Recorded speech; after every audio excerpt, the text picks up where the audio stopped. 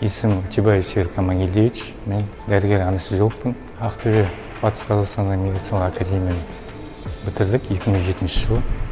Дәрігер болып жұмыс жасадық 2009-дан бастап. Білімді жетілдірдім.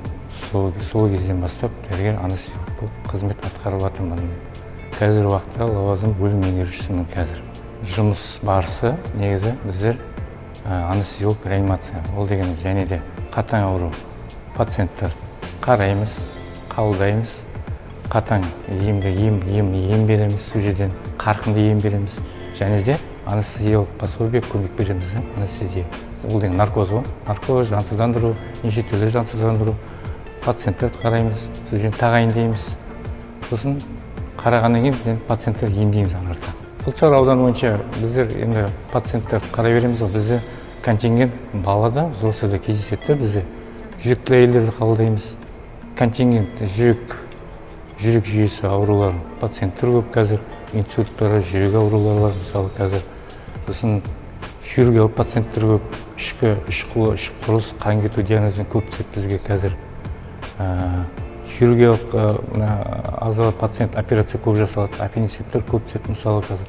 Оғанда көмек көрсетеміз. Анестезиолог көмек көрсетеміз оларға.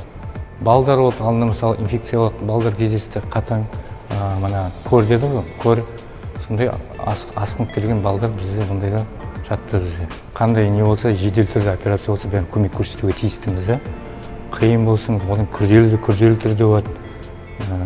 Ішек операция салады, ішкі ағзаларға да болады, бауырға операциялар болады, даже миға да операция салады, бәріне көмек көрсете береміз. Осы тәжірибемде кездескенде ең қиын көмек көрсеткен операция ол кішкентай сәби ол айлық, 1 жасқа дейін бала.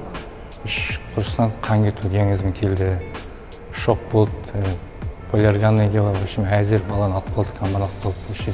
Сол ең қиын болды бала.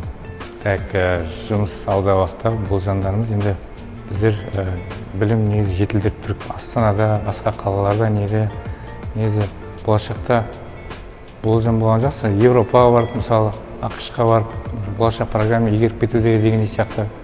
Оғандай шәкірттер дайындап жатыр қасымызда. Көп болсын дейміз бәріне де. Арттан келген поколенияларды кішкене оқытып та, адамдар үйрете беруге сондай план бар.